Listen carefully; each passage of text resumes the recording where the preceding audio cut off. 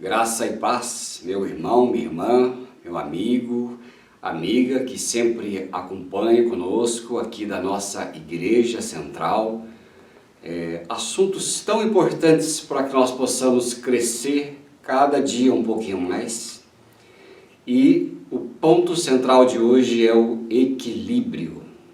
Oh, palavrinha bonita e a mais complexa de todas. A prática do equilíbrio é a arte de aproximar o máximo possível da medida certa, no tempo certo, pelo acurado exercício do bom senso e, melhor ainda, quando está sob a orientação da Palavra de Deus e do Espírito Santo. Este é o principal de todos, porque o equilíbrio para o cristão ele vai muito além de uma disciplina ou de uma arte empresarial ou uma arte do mercado ou simplesmente de um conceito psicológico. O equilíbrio para o cristão envolve testemunho e também saúde para a sua vida. E é lógico, com a nossa amizade e comunhão com Deus, tudo se torna muito mais fácil e mais proveitoso. A gente encontra, por exemplo, no meio dos discípulos de Jesus, Pedro na cerimônia do lava-pés, você se lembra? Lá onde está escrito no João capítulo 13. Veja como Pedro teve a tendência de ir de 8 para 80. Quando Jesus quis lavar os pés dos discípulos, lá no verso 8 do capítulo 13, Pedro diz assim: "Não, Senhor, o Senhor nunca me lavará os pés." Olha só que coisa mais enfática. E de repente Jesus disse para ele: "Então você não tem parte comigo." Aí Pedro de 8 foi lá para 80. Lá no verso 9 ele diz assim: "Senhor, não somente os pés, mas me dá um banho todo, o corpo todo." Ele passou de negativo para positivo, de 8 para 80. E aí ficou bem desequilibrado. Então essa filosofia, esse perigo de nós sermos extremados é muito grande. A gente pode ver algumas coisas sobre o que o equilíbrio não é. O equilíbrio ele não é uma neutralidade, ou seja, eu não tenho opinião sobre nada, sou neutro, sou totalmente neutro. Ele não é uma hesitação contínua, de modo com que a pessoa é sempre exitosa, nunca toma um partido, uma posição na vida. Ele não é passividade. O equilíbrio ele não é medo de correr riscos, não é comodidade. Às vezes as pessoas são cômodas e não querem se expor de nenhum jeito. O equilíbrio não é o desejo de agradar. Às vezes a gente quer agradar gregos e troianos e a gente daí parte para outro lado, que é a falsidade, né? E também não é a fuga de responsabilidades. Às vezes nós confundimos o equilíbrio com ser uma boa praça, mas não é assim. Ao contrário do que se pensa, a prática do equilíbrio exige muita coragem e em geral é mais trabalhosa e mais criticada das posições, pois ela não conta com o apoio da multidão que se encontra ou no extremo ou no outro extremo. Às vezes é assim que a gente encontra, né? Pessoas extremadas. E nessas extremidades todas, nesse tipo de ser, a gente se perde, não achando, na verdade, uma boa postura equilibrada. Mas o equilíbrio, a virtude está no meio e no bom senso. É preciso ter em conta que o perigo ele não está apenas na posição extremada de um lado ou de outro lado, mas também na posição extremada do lado oposto. Por exemplo, um erro é sacrificar o valor da fé por causa da importância das obras.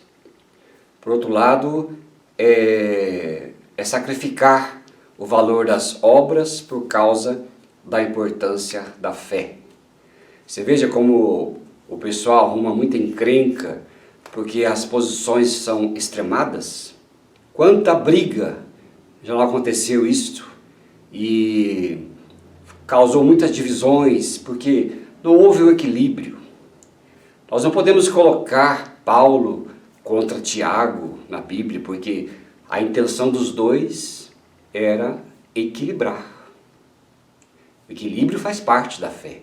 Um escreveu uma cartinha dando uma orientação sobre fé. O outro, tendo a fé como pano de fundo, disse que a fé sem obras é morta. E às vezes, quando alguém está desequilibrado, ele ou é só da fé ou é só das obras. Porque uma é feita para compensar o outro. Mas o mandamento do equilíbrio ele é muito importante.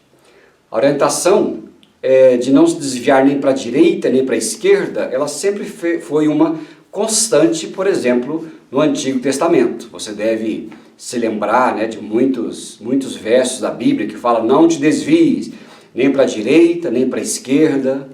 E é uma forma de Deus centrar o povo de modo com que eles fiquem numa posição correta, sem os extremos.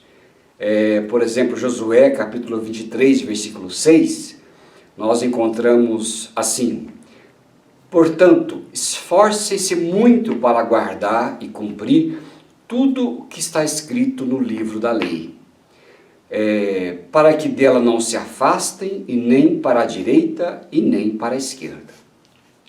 Ali é o Senhor, as Escrituras, colocando o povo de forma correta no prumo. Nem no mundo, nem fora do mundo, mas estando no mundo, sem ser do mundo.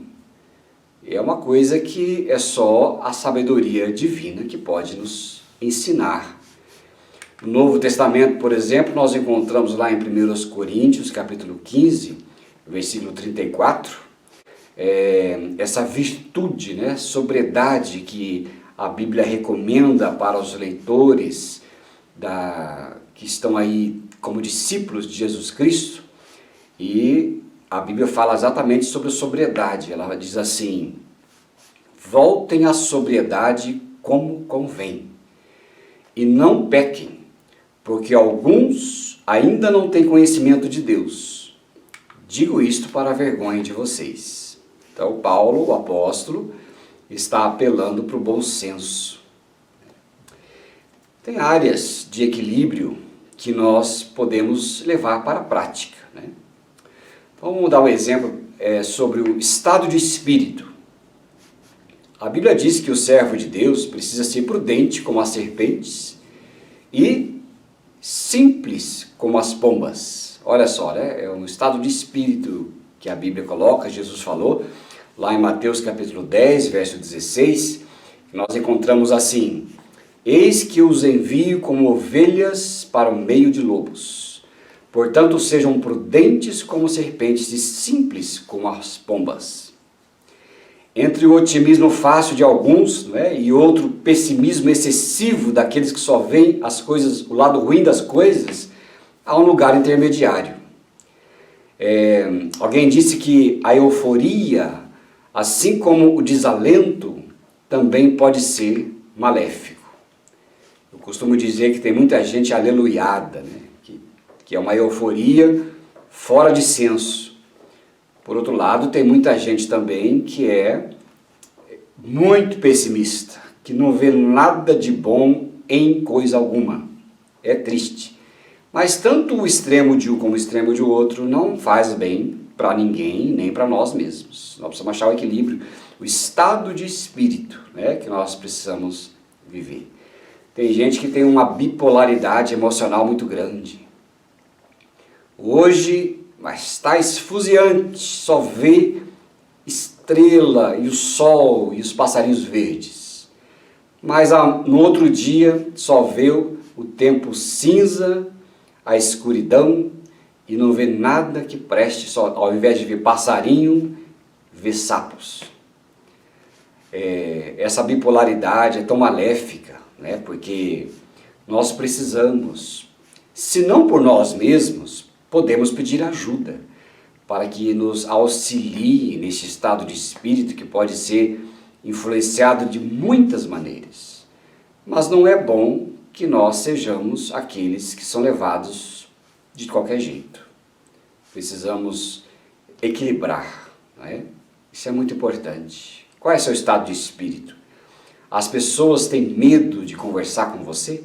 Às vezes você está bravo, ou às vezes você está muito esfuziante. Isso é importante.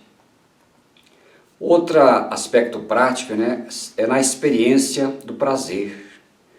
A Bíblia ensina que nada aproveita ao ser humano ganhar o mundo e perder a sua alma. Jesus falou isso lá em Marcos capítulo 8, verso 36. De que adianta uma pessoa ganhar o mundo inteiro e perder a sua alma? Às vezes nós estamos desequilibrados, esfuziantes com este mundo, mas essa epidemia já mostrou para nós que as coisas mudam em uma semana. Nós precisamos prestar muita atenção. O prazer, né, ele não é gratuito. Ele sempre custa um preço, e às vezes o prazer custa caro. Por exemplo, Esaú trocou o direito de primogenitura por um prato de refeição. Não foi boa. Às vezes nós trocamos por um momento de prazer o custo de uma vida. Às vezes nós desprezamos, destruímos relacionamentos, casamentos, destruímos nós mesmos por momentos de prazer que não vale a pena. Mas nós encontramos também Moisés, que os prazeres transitórios do pecado, ele não deixou-se levar, porque preferiu o galardão eterno. E a troca de Moisés foi muito mais sábia, né? Ele preferiu a eternidade do que momentaneamente viver na companhia do pecado. Então, essa troca de Moisés, os prazeres transitórios do pecado, ele mudou completamente e preferiu a boa parte. Outro também uso interessante é o uso do dinheiro, de modo desequilibrado. Pensamos que há um grande problema quando a estar contente, quando se tem pouco ou muito. Às vezes as pessoas elas ficam numa relação com o dinheiro muito mentirosa. Eu conheço muita gente que diz assim, olha, se eu tivesse mais dinheiro seria tão feliz. Mas isso é uma mentira. Alguém disse que quem não é feliz com o pouco que tem, certamente não será feliz quando tiver muito. Porque a felicidade, ela lógico, é influenciada pelos nossos recursos. Às vezes uma pessoa muito limitada acaba sofrendo. Outras, de modo semelhante, quando tem algum recurso, mais recurso, pode gerenciar melhor, né, o processo da vida. Mas nós precisamos entender que a felicidade em si, ele é um contentamento e um estado de espírito. Existem muitas pessoas com poucos recursos, mas muito felizes. É lógico, você conhece muita gente com muito recurso, onde esses muitos recursos se tornaram um verdadeiro tédio. São coisas da vida, é o estado de espírito, né? Então, lá em Eclesiastes, capítulo 5, versículo 10, depois o capítulo 6, verso 7, nós encontramos assim: quem ama o dinheiro jamais dele se farta, e quem ama a abundância nunca se farta da renda. Também isto é verdade. Todo o trabalho da pessoa é para a sua boca, e contudo nunca se satisfaz o seu apetite. A gente tem que ter essa relação de equilíbrio com o que temos, com o que não temos. E quando tivermos, Equilíbrio também, mas em tudo achar um ponto importante. Se por um lado as pessoas que têm muito esbanjam, também existem os avarentos. O avarento que a gente diz é aquele mão de vaca que não pensa em ninguém, a não ser em si mesmo, né? Então nem a avareza, nem o esbanjador. Às vezes tem o esbanjador, que compra o que não pode para agradar a quem não gosta, gastando aquilo que não tem.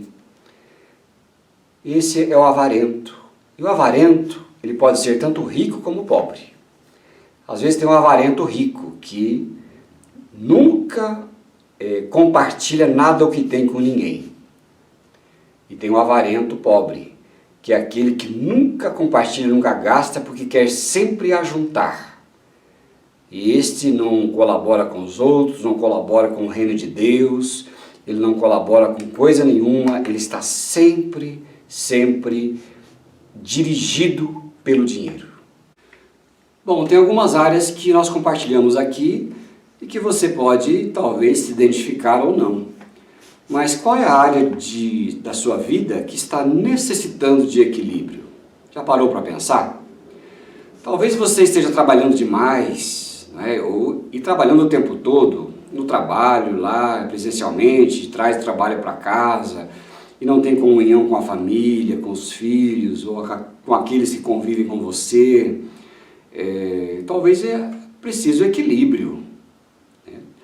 Na escola, talvez, você tenha deixado tudo para a última hora, não tem equilíbrio, depois fica enlouquecida, tentando colocar tudo em ordem. Na vida espiritual, será que você está equilibrado? Às vezes, orando demais e fazendo de menos.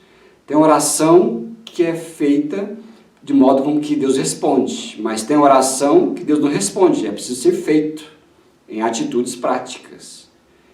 Ou às vezes é o contrário, né? Você trabalha e faz muita coisa e não tem oração nenhuma. É preciso ajustar os pratos da balança. Às vezes é na saúde.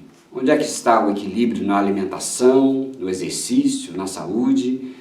Você está investindo para o seu futuro? É certo que o futuro é incerto, mas caso ele chegue, você não pode se preparar de última hora. Nós precisamos andar sempre atentos, equilibrados.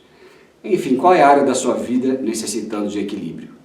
Pergunte para a sua esposa, pergunte para o seu marido. Ele vai saber a área, e ela também, que você precisa ser um pouco mais equilibrado.